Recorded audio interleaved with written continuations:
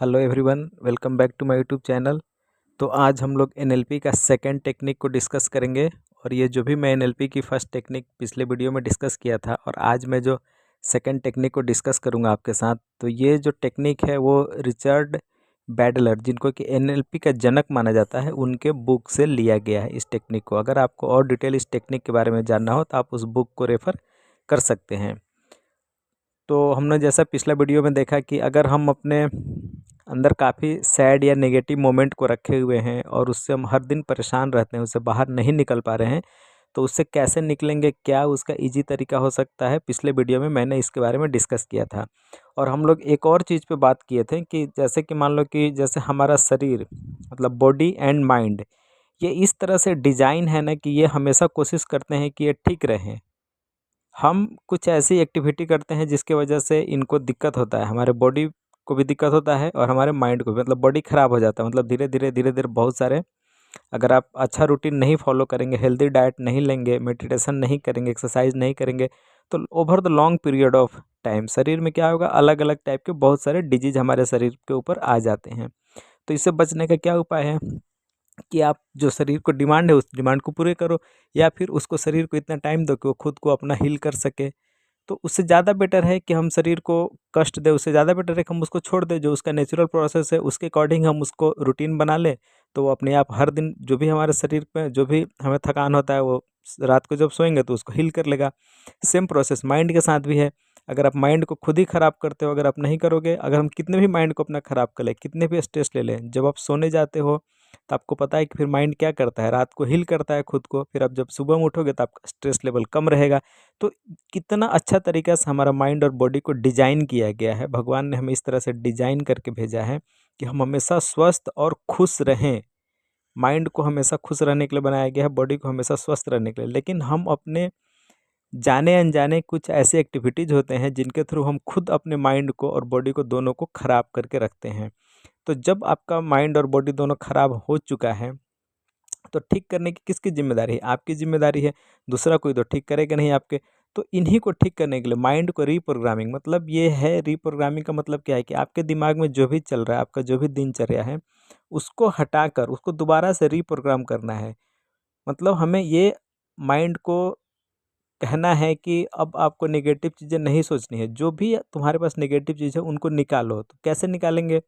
तो निकालने का मैंने टेक्निक पिछले वीडियो में डिस्कस कर रखा है कि हम, अगर कोई हमारे साथ बहुत ही अनहोनी घटना घट रखी है, हम साल 2 साल 5 साल 10 साल से उसी चीज़ को हम अपने माइंड में भरे हुए हैं, उसको निकाल नहीं पा रहे हैं, हमेशा उससे जाने-अनजाने कभी न कभी हम उसके दुःख को एहसास करते रहते हैं, तो उसको कैसे निकालना है? तो उसको निकालने का बहुत ईज़ी टेक्निक है, जो पिछले वीडियो में हमने डिस्कस किया है। आप उसको रेफ़र कर सकते हो उस वीडियो को।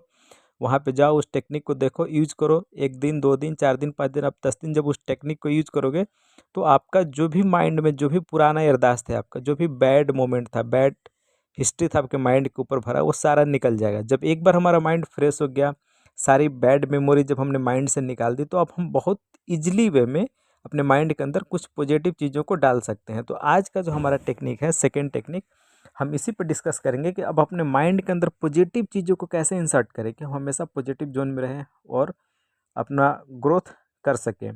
तो पॉजिटिव चीज़ों को देखो, क्या है कि अगर आपको, जैसे कि कोई आपसे पूछता है कभी भी कि बताओ कि आप आज पूरे दिन भर में आपके साथ कौन-कौन सा नेगेटिव घटना घटा है? मतलब कब आपको महसूस हुआ कि मैं उदास हूँ और कब-कब आप खुशी हुए? ऐसे कौन-कौन सी घटना घटी जिसके टाइम आप खुशी महसूस हुआ? तो फिर वही सेम बात है कि आप देखोगे कि प्रॉब्लम तो 10 लोग बता देंगे कि मेरे साथ ये 10 आज बुरा घटना घटा। मैं जब घर से निकला तो बस छूट गई, बस में गया तो मुझे सीट नहीं मिली। मान लो मैं जिस जहाँ पे जाना था ऑफ़िस में, जिस काम के लिए वहाँ गया तो वहाँ लंच हो चुका था। तो प्रॉब्लम आपको 10 गिना दोगे, लेकिन मैं पूछूँगा कि आपको साथ अच्छा क्या हुआ, अच्छा क्या हुआ?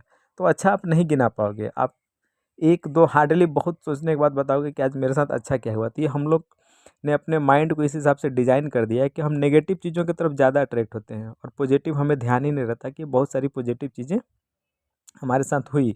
तो अब हमें क्या करना है कि नेगेटिव चीज़ों को बिल्कुल याद नहीं करना है। अगर नेगेटिव कुछ घट भी घट गया ना, तो उसी समय उसको फ़ॉरगेट कर देना है, भूल जाना है, चलो जाने दो कोई बात नहीं, उसको दिमाग में तो रखना ही नहीं है। लेकिन आप, अगर आप दिमाग में रखते रहोगे तो फिर आपका दिमाग हमेशा नेगेटिव चीज़ों से भर जाएगा, तो आप पॉजिटिव उसमें नहीं ला पाओगे। तो नेगेटिव का मैंने टेक्निक बता दिया, आप उसको यूज करो, दिमाग को खाली करो। जब आपका दिमाग खाली हो जाए, 10 दिन 15 दिन 20 दिन प्रैक्टिस करो, उसके बाद पॉजिटिव चीज़ों को उसमें हमें डालना है। तो पॉजिटिव चीज़ों को किस वे में डालना है, तो सेम जो हमारा नेगेटिव चीज़ों को रिवर्स करने का तरीका है, जो नेगेटिव चीज़ों को हम प्रैक्टिस करते हैं जिस स्टेप बाय स्टेप, उसी स्टेप को हमें रिवर्स कर देना है। वहाँ पे क्या है कि आपको चीज़ों को याद करना है सबसे पहला, फिर देखना है उन चीज़ों को, जैसे कि उस आपकी घटना अभी तत्काल में वो चीज़ें घट रही हो। मान लो कोई पॉजिटिव चीज़ है आपके साथ घटी, आज दिन भर में मान लो कुछ अच्छा हुआ आपके साथ, ठीक है, तो आप उसको बहुत लाइटली ले रहे हो, सोच रहे हो कि नहीं नहीं ये तो हमारा डेली का रूटीन है, इतना में हमें कुछ सेटिस्फेक्शन नहीं मिला। बट उसी को आपको बड़ा करके, मतलब जो खुशी आपको मिली उसको और इन्जॉय करना है, बड़े पैमाने पे, बड़े लेवल पे। दोस्तों के साथ भी शेयर करो कि हाँ आज मेरे साथ ऐसा हुआ और मैं बहुत खुश हूँ। तो इससे क्या होगा कि आपका वो जो खुशी है, वो जो मोमेंट है आपके माइंड में चली जाएगी, और आप बार बार उसके जो उसमें खुशी है वो आपको उसको फील करते रहोगे। तो आप हमेशा पॉजिटिव बने रहोगे, और पॉजिटिव लोगों को और पॉजिटिव माहौल को और पॉजिटिव फ्रीक्वेंसी को अपनी तरफ अट्रैक्ट करते रहोगे। तो हमें क्या करना है कि जो भी हमारा खुशी है, जिसको कि हम मतलब मानते हैं कि चलो एज यूजुअल उस पर ध्यान ही नहीं दे रहे हैं, अगर वो चाहे छोटा ही क्यों ना हो, लेकिन अगर उससे हमें खुशी मिला है तो उसको हमें इनलार्ज करना है। तो इनलार्ज करने का क्या तरीका है, आप पहले फोकस करो उस घटना पे कि जो घटना आपके साथ हुई, जिससे कि आपके लाइफ में हैप्पी मोमेंट आया। फिर उस घटना को बड़ा करना है, धीरे धीरे धीरे धीरे उस घटने को जूम करके बड़े फ्रेम में देखो। कि अब बड़ा फ्रेम हो गया, जैसे कि आप मोबाइल में मूवी देखते हो और सिनेमा हॉल में देखते हो, तो आपको सिनेमा हॉल का मूवी में ज़्यादा मज़ा आता है और ज़्यादा कहानी आपको याद होता है, मोबाइल की कहानी नहीं याद होगी। उसी तरह वो घटना छोटी थी, आपने उसको उतना भाव नहीं दिया, वैल्यू नहीं दिया, बट वो घटना पॉजिटिव थी। तो अब उसको क्या करना है, बड़ा करना है उस घटने को, बड़ा करना है, और दुनिया के सारे रंग जितना आप चाहते हो अच्छा कलर करो, उस घटने को पूरा कलर उसमें फिल करो। और उस घटना के दौरान जो भी बातचीत हुआ है, किसी के साथ भी अगर कन्वर्सेशन हुआ है, तो उसके साउंड को, वॉल्यूम को तेज करो। इमेजिन करो कि हम तेज आवाज़ में उन चीज़ों को सुन रहे हैं। अगर आपने किसी की हेल्प की, अगर किसी ने आपको थैंक यू बोला है, तो उस थैंक यू को आप तेज आवाज़ में सुन रहे हो, और आपको अच्छा महसूस हो रहा है कि हाँ आपको मतलब, या फिर आपको किसी ने हेल्प की और आपने उसको ग्रेटिट्यूड थैंक यू दिया, तो उसको बड़े पैमाने पर मतलब तेज वॉल्यूम में सुनना है अपने दिमाग को। और इस चीज़ को प्रैक्टिस करना है, मतलब कि जो छोटी घटना है उसको हमें इनलार्ज करना है, हर स्केल पे इनलार्ज करना है, इतना इनलार्ज करना है कि हमें क्लियर विजिबल हो, अपने आँखों से दिखे, और हम उसको एन्जॉय करो, हमें हैप्पीनेस महसूस हो। इस लेवल तक उसको हमें इनलार्ज करना है। अगर पिक्चर है, कोई इमेज है, तो उसको ज़ूम करना है, और उसमें कलरफुल उसको इमेजिन करना है कि चारों तरफ सब खुशनुमा माहौल था, पेड़-पौधे ग्रीनरी थे, अगल-बगल से जो भी पर्सन वहाँ से गुज़र रहा था, सारे लोग हैप्पी मूड में थे, एक पॉजिटिव वाइब्रेशन था, एक सफ़ेद कलर की रोशनी आ रही थी। ये आपको सब कुछ पॉजिटिव इमेजिन करना है, उसमें सारे कलर फ़ील करना है, प्लस उसके वॉल्यूम को, उसके साउंड को, अगर किसी ने धीरे भी बोला हो तो आपको उसको साउंड को तेज़ करके सुनना है, ताकि आप पॉजिटिव चीज़ों को अपनी तरफ अट्रैक्ट कर सकें। तो टेक्निक बहुत ईज़ी है, सबसे ईज़ीएस्ट टेक्निक है एनएलपी का।